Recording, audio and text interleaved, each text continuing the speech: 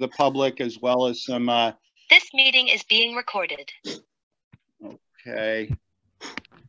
And, you know, a couple people in the courtroom. So what I wanted to do first, I guess, is we'll shift the agenda around, and we're going to go through the presentation by the Open Space Institute about the O&W corridor, and then maybe specifically the O&W corridor through our little piece of heaven, Wawarsing and Ellenville.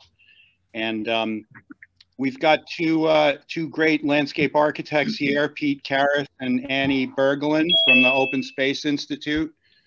I just want to mention that Peter, when he was working as a private consultant, developed the town's open space inventory and did a fantastic job on that for us. It's really moved along the work of the Environmental Conservation Commission.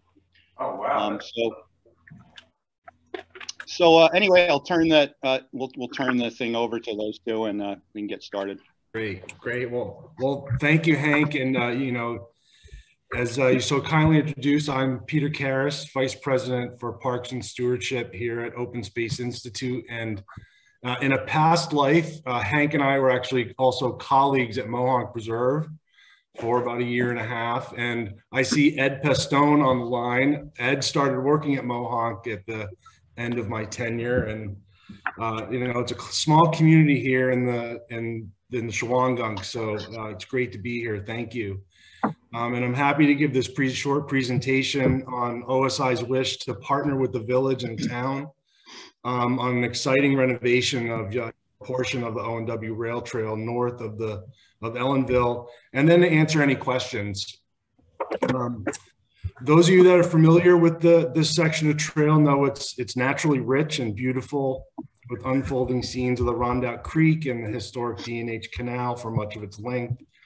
And for many of you, and you're not alone in the country, but during the pandemic, I'm sure this place has been a place of respite, a place to get exercise and fresh air and to escape the pressures of any given day.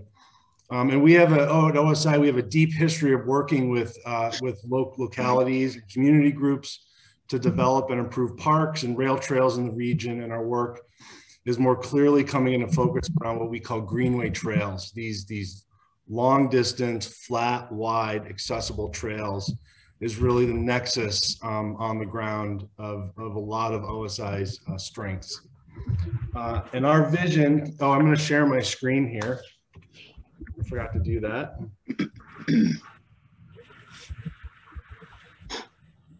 Can you all see the picture? You're good. Okay, so you know, this is a picture of your section of trail. We got a chance to walk it on Friday, and I'll speak about that in a moment. But hang on. So our vision includes a completed Greenway Trail network from the Catskills to the Hudson to the Delaware. And when completed at over 250 miles, it'll be the largest feeder trail system into the Empire State Trail. And this network is anchored by the 57-mile O&W corridor, which goes from the city of Kingston through the Rondout and Neversink valleys all the way down to the Delaware River and Port Jervis. It is Join the meeting. Vision. In Ulster County, OSI has been focusing on connectivity, and in the past 5 years, we've invested over $4 million to improve much of the Wallkill Valley Rail Trail from the south end of the city of Kingston through the village of New Paltz, and also the 6-mile River to Ridge Trail, which connects the Wallkill Valley Rail Trail to the Shawangunk Ridge, which was a missing component of the overall network. So effectively now you can go from the rail trails to the carriage road network at Mohonk and Minnewaska. These two trails have become particularly and enormously popular. Last year, we estimated a combined visitorship of over 500,000 visitors to the Wallkill and River to Ridge. They've really become spaces that are open and welcoming, and people of all abilities and all ages are able to access them. And they're drawn to these places, and they really look for them in their communities. And it's clear from my site visit last week that your section of trail is also very popular, and we saw plenty of winter use both by people and wildlife. You know, it's really a great stretch with the rondout and the canal there. And we saw evidence of all sorts of use, all good use, luckily. But like many stretches of old rail beds, the trail needs work, from drainage to vegetation maintenance and clearance, repairing the trail itself by putting down some crusher fine stone surface, from signage and welcoming access points. So looking at this first map, this is kind of a desktop inventory of what's happening on the ground as we understand it. The section of trail that we're focusing on is about a 1.5 mile section here in red that goes from Sewer Plant Road to the south end of the correctional facility. And in partnership with Ulster County and hopefully the village and the town, over the next years, we propose to invest over $600,000 to renovate this section of trail.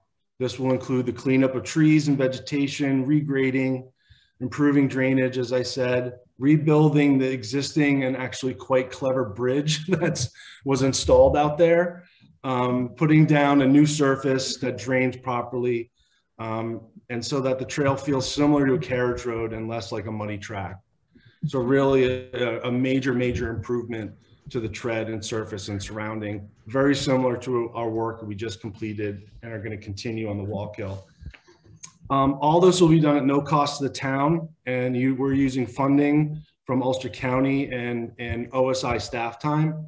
And this is the same type of trail improvement we're doing, as I said, in New Paltz and Gardner, and actually just north in the town of Rochester, which I'll show a map in a moment. On this Wawarsing stretch, there's a lot of inventory and coordination to plan this project, and we're in the early stages of securing the funding and scoping the work. But we'll be working with the town. Hopefully we can intersect with this committee as well to help guide these improvements. Our next step will be to present more formal information and plans to both the town and the village boards in the near future. Have a dialogue on input and advice, and have the town give proper permissions to hopefully implement the project. This is probably going to be a 2-year cycle if things go the way we see the landscape in front of us. This year would be planning and design, and capital work would happen next year in 23. Just to give you all a little more background on our efforts, more largely, the Wawarsing O&W is just a small part of the 57-mile larger O&W from Kingston to Port Jervis. And that route traverses 2 cities, 7 towns, 2 villages, and 3 counties. It's quite a complex corridor. Luckily, much of it's already in public ownership.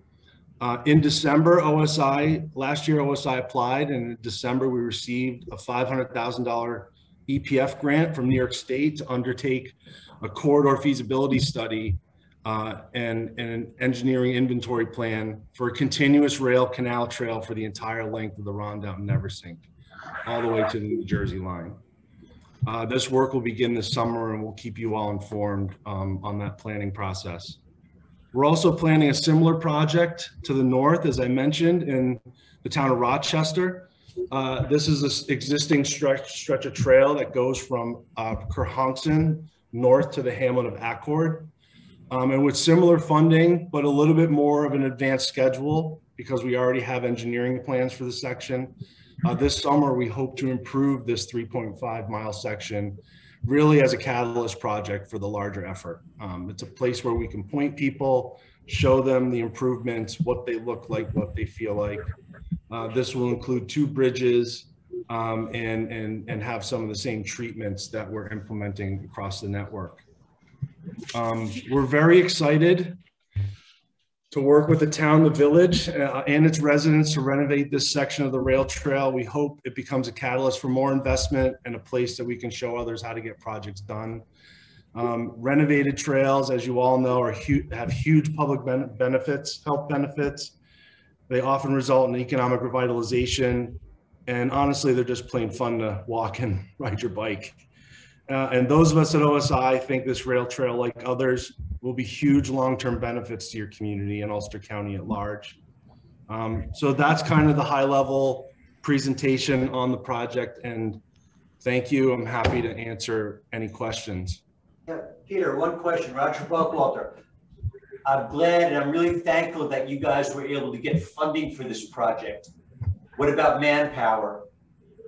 Who's going to be actually doing the physical work? So with this funding, OSI would hire a private contractor to build it. Beautiful.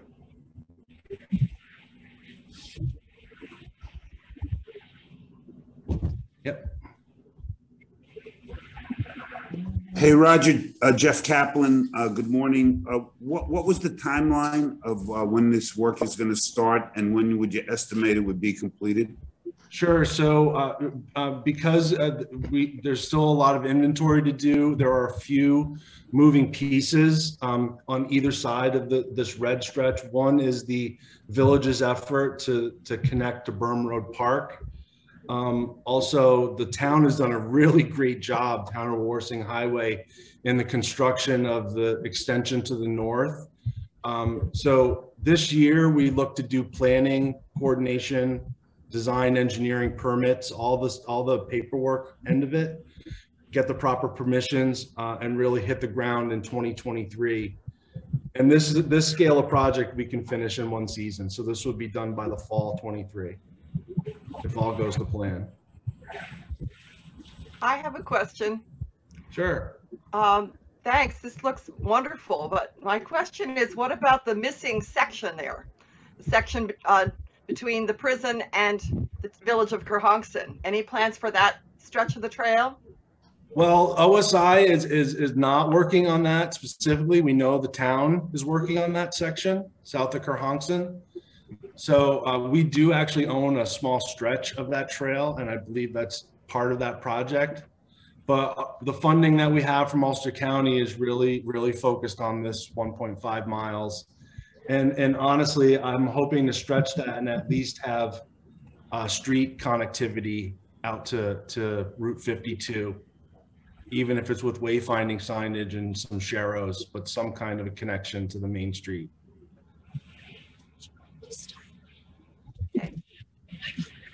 Good morning. My name's Paul Azito. I live in Ellenville. I have a few questions. So I know that, we have to go through planning and design, but based on, your past trails, what do you think the trail will look like? Is it going to be 5 feet wide? Is it going to be paved? Is it going to be packed earth? And then I have another question thereafter. Sure. So our typical cross section for these are 10 feet wide tread. And in this particular case, most of it will be probably a crushed stone dust that's laid down. So it's a natural surface, but it hardens and it wears really well, especially on the flat and when it's installed properly. At any intersections or crossings, which really there aren't any until we get into the village, there might be some hardening happening at the entrances, concrete aprons with ADA accessibility embedded signage, that kind of thing. But for the most part, it'll look like a crusher fine 10-foot wide trail. Got it. I also happen to be a runner. I actually run it all seasons. I'm one of the people that you will see out there. One issue that I wanted to highlight that maybe we want to, consider during design is there's a long-term maintenance by the village and the town. So to the extent that, the design could accommodate for a surface that's easier to maintain for the village and the town, I think we should probably consider that. I mean, I know that the town does some maintenance on the section between the sewer treatment plant and the prison, but during the summer it gets overgrown with poison ivy. So I don't know if there's any ways that we can accommodate into the design, ways to mitigate for vegetation growing over it, or just to make it as low maintenance as possible given the length of the trail. Mm-hmm. Sure, we could consider that. I mean, just the extra width helps a lot. And but the shoulders will need to be maintained. Right. Mowing, usually one pass of mowing a couple of times a year does the trick. Understood. Yeah. And then the last. Okay, go ahead. Please. Oh, I was just going to say, to follow up on Paul's comment, I think design and for low maintenance is a great idea. But one of the challenges for the town and the village is to figure out how we can maintain this asset. because that that's been an issue, keeping trees off of it. The highway department has a ton of work working on the roads in the town, and they've frankly not been able to stay on top of the, just the tree maintenance on it. That's why we're looking at trying to develop a stewards program. But, we have to come up with some solutions for the long-term maintenance of this asset. And Peter, I was wondering if you could just speak briefly about the inset map and the different alternatives in there, and just like the blue. That I think that would be useful for the folks here. So like I mentioned, we got a chance to walk this last week with Hank, and we were able to park near the correctional facility. We walked the entire length all the way to Route 52, and we walked this. We understand the village is a federally highway funded project to connect to Berm Road Park that potentially includes a bridge connection over to the school ball fields. So, but the rail trail starts and ends at the end of Sewer Plant Road. So we're looking at basically at 3 tie-ins, and a lot of this is going to be driven by budget. The first one is, I think it's in the larger plan, but to extend that village project, extend it along the backside on the towpath, and then loop back down through the woods and connect into the existing beginning of the trail. That's probably the most expensive option, and there are planning and design issues there, including archaeology and wetlands. So that's a little more challenging. The second concept was utilizing that bridge crossing into the ball fields. Is there a way to make our way to Sewer Plant Road and then use Sewer Plant Road to connect into the rail trail? That would keep people, that would make a cleaner connection to Berm Road Park, but give folks a chance to get off road as much as possible. The third, but that option would require an action by the school district and a negotiation with the village. There'll have to be an easement, we believe, to make this green line viable. In the spirit of time, and this might be a temporary solution, and also considering what's happening as the trail goes south through Ellenville before it hopefully comes back out by the golf course in the Nevele, but to essentially, use what we know and use on-road wayfinding, maybe some painted sharrows, and make our way through to Route 52. That would allow you to get onto the sidewalk system, and you could make that sidewalk connection to the village project that gets you into Berm Road Park. Connected, and many of you know, OSI has been working on the carriage roads at Minnewaska for the past 8 years.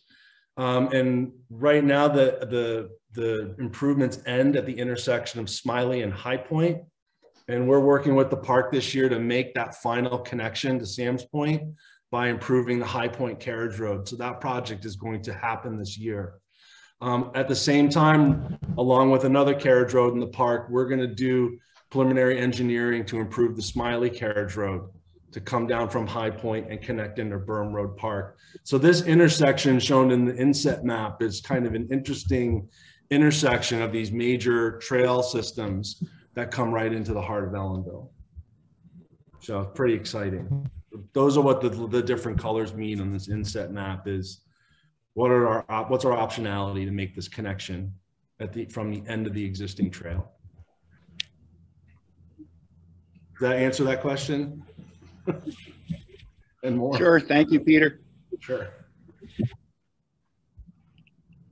Any other questions? Peter, I have a question on funding. So I think you said this year you have $500,000. Is that for planning and design, or is that for planning, design, and for the construction of the trail? That'd be a question. So we have $500,000 that is part of the larger corridor feasibility study. That's a multi-year project. From Ulster County, we have about $650,000 for this project, and that includes capital work, engineering, and project management. And would the intent be for looking at the Ellenville insert? I see the red and the blue sort of follow the historic right of way, I think, of the Delaware and Hudson Canal. Right. I think, so would it be like plan A would be to study that route and see what the pricing is there, and then plan B would be the Sewer Plant Road, which is probably cheaper? That's correct. Okay. That's correct. And a lot of this will line up as we go through engineering and we get harder estimates on the cost of improving the main trail. You know, the intent is to really replace that bridge with a real bridge. And where the Shingle Gully comes down and drains under the rail trail, we're going to look hard at putting in a sizable culvert there to handle. That's a massive drainage area, and it looks like it's been a problem in the past. This little zone, so to make some investment through there to make that function better, that might drive available funding for these connections. So yeah, but we're going to study it. It's a beautiful. This blue line is great. You're right on the towpath. There's a beautiful lock here, and to be in the woods and off the road is always better than on the street. Peter, the other day when we met you guys out in the field, we briefly were discussing some of the finances of some of this. Some people question the financial value of this. Can you kind of address that a little bit now, or? Yeah. So there's a lot of data out there on the benefit and value of these trails and when they come through communities. It does attract folks to come in and use the resource, and there are direct costs that spin off of that, but there's a lot of also indirect costs that get spent in the local community. And I can provide some case studies that show that value, but dollar for dollar, these are highly valuable investments, both directly and indirectly in local economy. So we're hoping that, it's always a balance, right? More, that'll mean more people. So we got to make sure that the trail is built to withstand that. And that's where the widths and the hardening comes in. It'd be good to have that. We do have people that question the financial value of this on a pretty regular basis. So I'd love to have, information that I can refer them to. Sure. We can provide some case studies that show that. I have a question. Sure. When you're doing the road in 2023, do you look at the trees surrounding the road and take out any dead ones and such? Yes, we definitely do. So, there are some clear zones that we try and meet in terms of width and height. And that determines, I'll call it the first removal. Then we always go back and look for, are there hazard trees? Are there dead trees that are going to be immediate problems? And we try and address those as best we can. There's a limit to what we can do, and really it's budget driven, but there's a lot of work that could be done along this stretch, not only functionally, but to beautify kind of the experience. So we do look at that. While we do have to cut some trees, unfortunately, that's kind of part of the work, but it's really for public safety. So we do look at that. And then Hank could probably answer this question. Wasn't there a road or something for the school easement there through the ball fields, or no? If you look, the blue is apparently an easement that was obtained from the school, and there is a very general easement that goes kind of in between. See how there's 3 ball fields? There's one that goes kind of in between those two and the one all the way to the left. And that's that's contained in the current T21 federal highway project that the village is working on. But that doesn't call for there's an easement, but that project doesn't call for any trail surface to be put in or anything. So kind of the concept is that you just kind of wander across that grass and get to that bridge where the blue and the green intersect. So that where the green line is shown, that's kind of a different approach to getting back to Sewer Plant Road. And frankly, I think it was a lot of that getting from Sewer Plant Road to the bridge was dropped from that project as that project has evolved over the past 12 years. And, basically when a project takes 12 years to complete, essentially your funding dwindles because of inflation and increasing construction costs. And that project's definitely got that going on, that federal highway project that the village has been working on.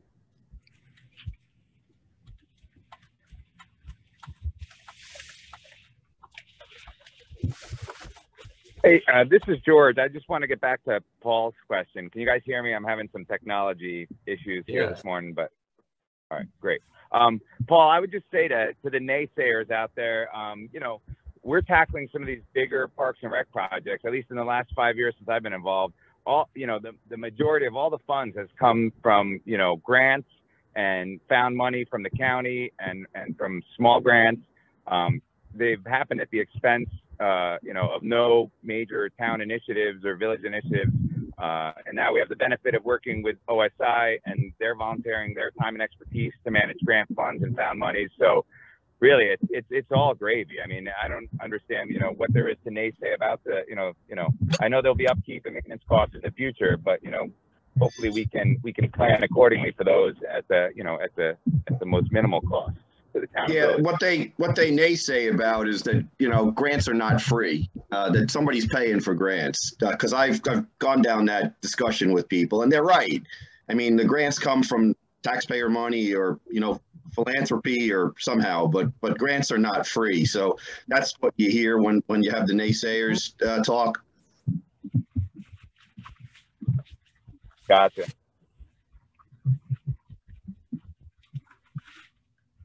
Folks, any other questions for our friends from OSI here?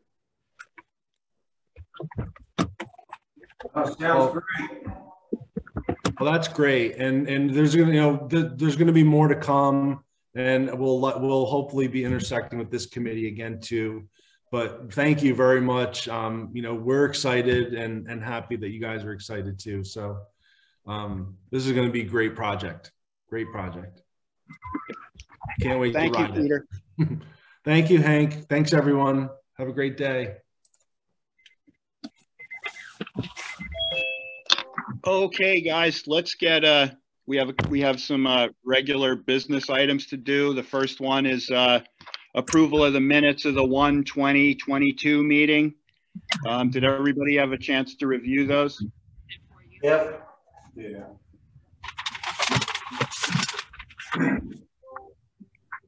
Get a motion to approve. I got some fixes. Okie doke. What do you got, Jerry? First, under minutes, it's October 21st. And then it's up to you if you want to add this under update on grant applications, the first sentence. Can we specify the grant there for Mark Flower? Sure, that's just for Tracy's notes, that's a Greenway grant. All right, and then further down, and it says the focus needs to be the model of good work and play, but didn't Mike and them say in that last meeting that there needs to be a higher concentration of the projects in the village or the downtown area? Maybe add that.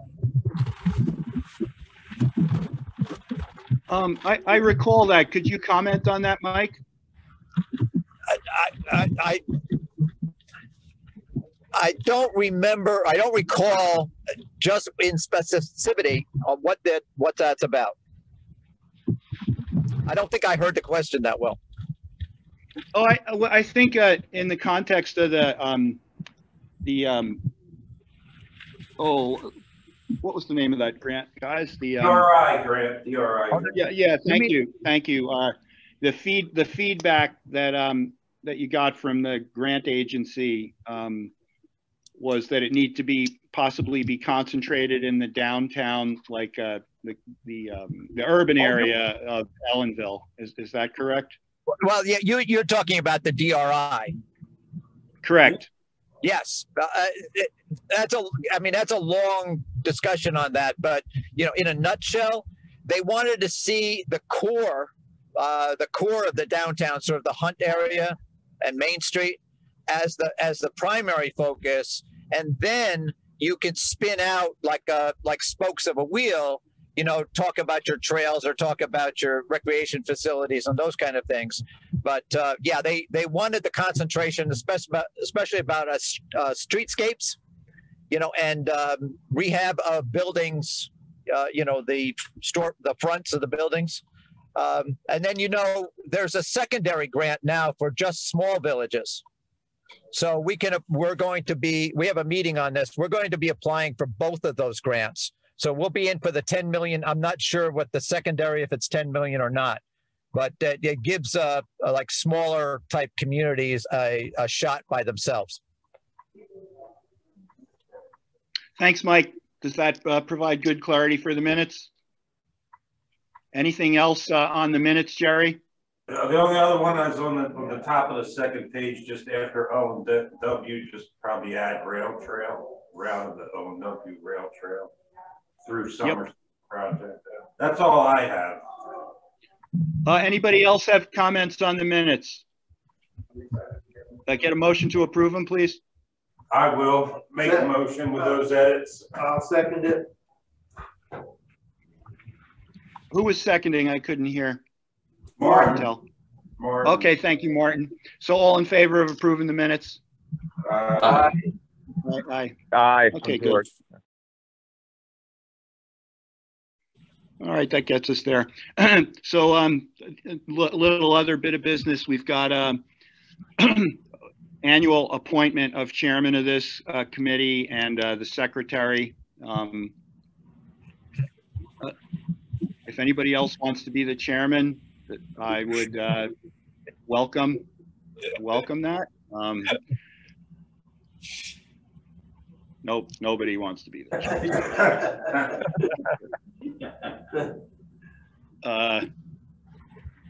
And what about secretary? George, you've been doing that for a while.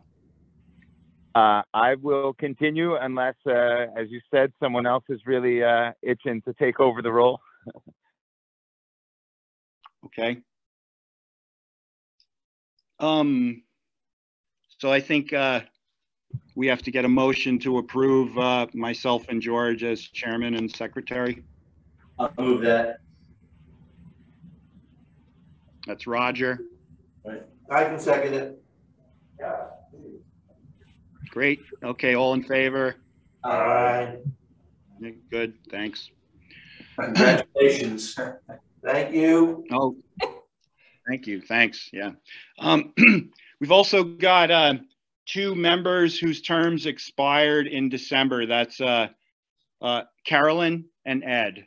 And so first question is, are you interested and willing to continue participating in this group?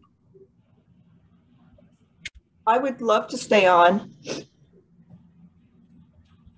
Am I muted here? How about you, Ed? No, we got you, Carolyn. Oh, good. Okay. Yeah, I'd like to stay on as well if that's agreeable with the committee. Or great.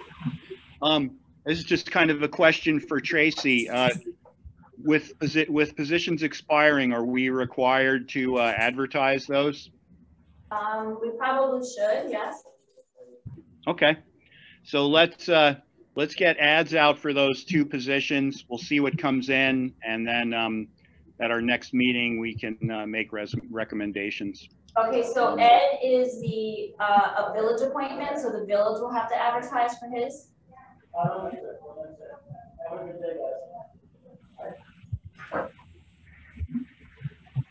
I copy that. I'm just wondering if Mike Warren or Jeff Kaplan or somebody from the village copied that and can take charge of getting that advertising going.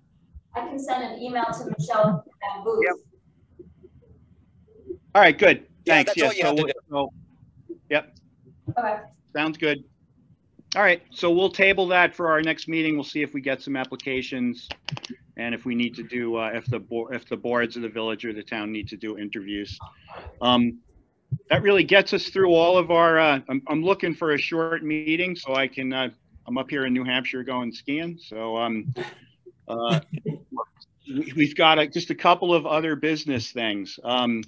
Last meeting, I reported that Mark was getting ready to submit application to the Greenway to do the first phase of implementing the signage and wayfinding plan that we worked with on the county 2 years ago. And actually, I don't, it seems like I haven't gotten any correspondence back from him. I've emailed him a couple times.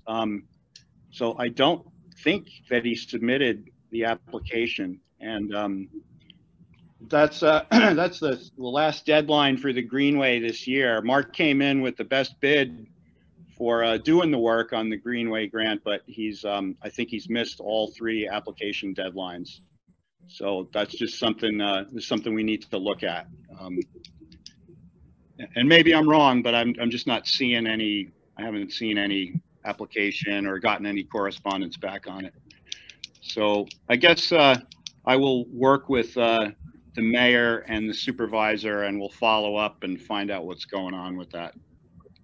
The other thing is, sorry, just a quick question. Is that, have you worked with him before? Is that unusual to not hear back from him? I'd say it's highly unusual. Mark's been great for the town, and he's done some work for the village. So that's why I say I'm not sure what's going on, and maybe I missed something and this application is in. But just more to come, because we definitely need to get that started. We've got a great wayfinding plan for the village and the town, and it would be really good to start implementing it.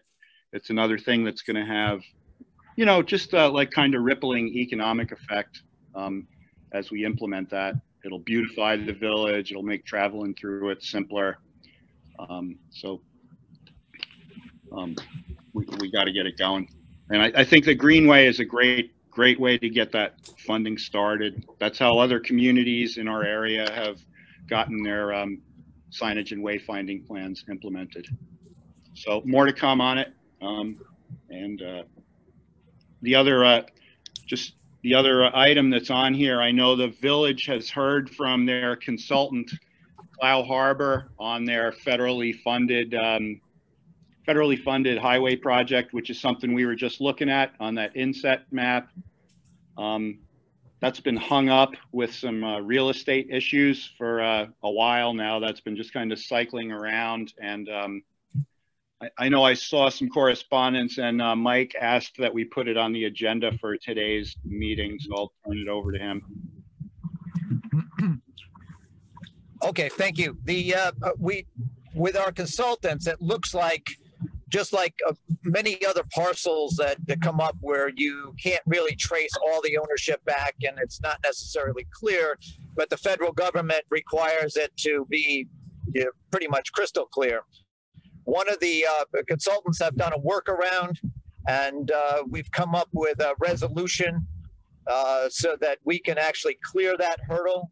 It's been used on the similar type federal projects and other places, so we have it on the agenda for our next meeting, a resolution to approve. So this hopefully should be able to clear that. I think it's almost the last hurdle on this Clow Harbor project. Well, that's excellent. That's excellent. I know that their design plan is basically complete, and just looking at what OSI is working on, I think it's pretty timely. If we can get that village project moving along right now, it'll work great with what OSI has got going. Yeah, it looks like a perfect timing between the two, especially with the OSI is now, they're doing the planning stages. So this should make things a little bit clearer. And you know that, the carriage road is going to be so important to this connectivity too, if that gets the upgrade. So, that whole little area over there becomes really an integral part, and that will be part of our DRI application. Yeah, it's very exciting to hear that preliminary engineering is starting on that section of Smiley Road going up the mountain. That's going to be a great project. Okay, that's all. Does anybody else have some other business items? I just had a quick inquiry. The status of the survey at Whitman Park. Has any progress been made on that?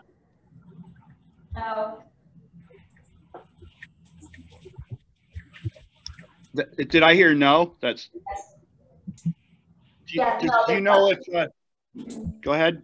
I think that Terry tried to reach out to him and he couldn't get hold of him.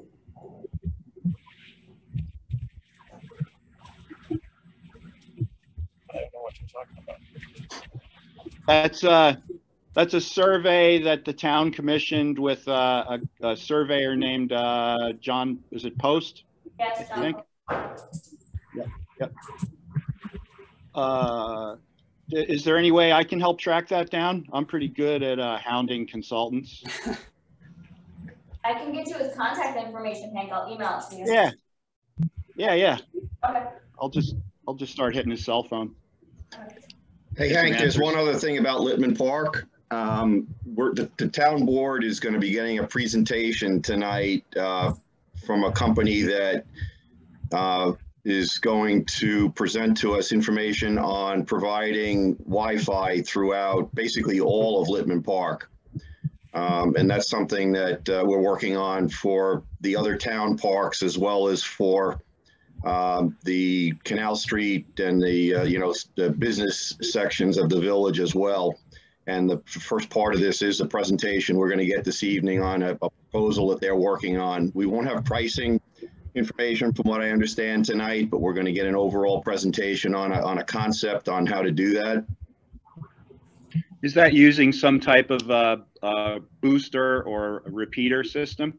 It's basically going to use the existing cable internet that's accessible at Whitman Park and using that as the backbone for providing Wi-Fi essentially throughout the whole park, from end to end of the park, maybe even all the way up to the transfer station. That'd be very useful. That sounds like a great project. Yep. I think that's, I know you were asking about the getting your electric car charger there to be able to swipe credit cards at it. And oh yeah, as a matter of fact, Tracy got and sent to me the other day, we got notified by the company that has that charger there that shortly that system is going to get disconnected from the world unless we upgrade to a new radio product, because all the service providers are turning off their 3G towers, and that's a 3G based system. So Tracy and I have to work on, finding out what makes sense. But, as you know, right now, we don't charge anything for that, and we probably should be.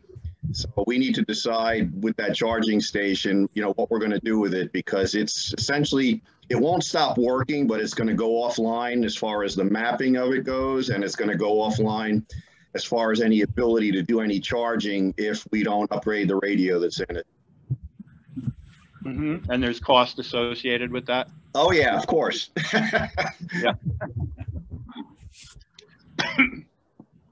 Yeah, I think I got to imagine that thing doesn't show up on my electric car app. So oh, that's interesting. It theoretically is supposed to, because it is currently connected to the network. The email, Tracy, correct me if I'm wrong, I seem to remember that the email that we got indicated that if we don't do that, one of the things that's going to happen is that we were going to lose that connectivity to those maps.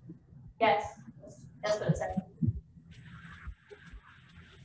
Oh, that's interesting. I am trying to help with that project a little. If you could send me the email from ChargePoint, I'd love to look over it. And see if I Tracy, could you do that today for me? Absolutely. And Hank, if I can be of any assistance, that's who I deal with here at Minnewaska is ChargePoint. And, I'm pretty familiar. We maintain a couple of the machines, and, they're newer, so we don't have this issue yet. But let me know if I can help. I'd love to get information on how we implement the credit card part of that then, because I think we do need to charge for it. It's something that wasn't happening. Oh, yeah, definitely. It should be happening. A municipality should be charging for electricity. Without a doubt. Yeah, we can talk. I did a lot of research as to what the other, ChargePoint machines were doing as far as charging. It was a little more complicated than what I wanted to get into at Minnewaska, and I could talk to you about it after the meeting some other time. It could be really simple, and there's been zero complaints about the fees at Minnewaska. Okay, yes, please. We would take all the help we can get on that. All right. Great. Any other business items?